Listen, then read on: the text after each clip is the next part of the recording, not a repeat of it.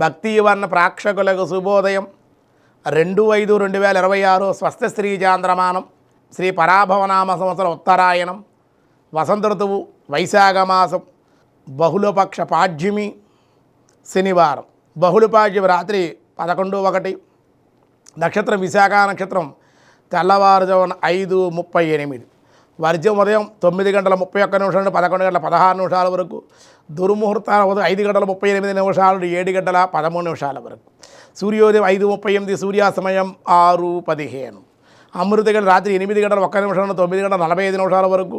రాహుకాలం ఉదయం 9 నుండి 10:30 వరకు. రాహుకాలం శుభ సమయం ఉదయం 7:45 నుండి 8 వరకు.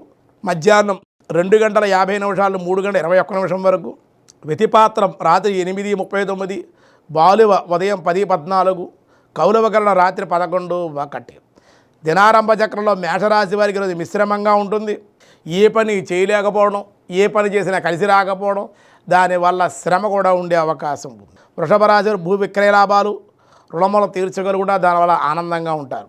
మిథున రాశి వారు విజయం, అభివృద్ధి, ఉన్నత శ్రేణులు ఉత్తీర్ణత, కొత్త ఆహ్వానాలు అందుకునే అవకాశం, ధనలాభం. కర్కాటక రాశి వారి ఉద్యోగంలో మార్పులు, బదిలీలు ఉండే అవకాశం.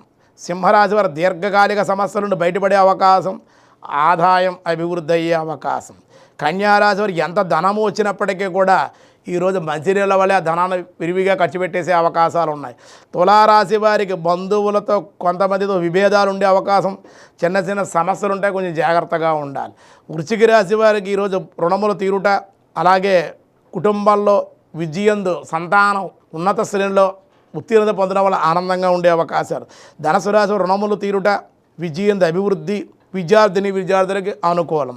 మకర రాశి వారు రుణదాతల ఒత్తిడులు, ధనమునకు కొంచెం ఇబ్బంది పడే అవకాశాలు ఉన్నాయి.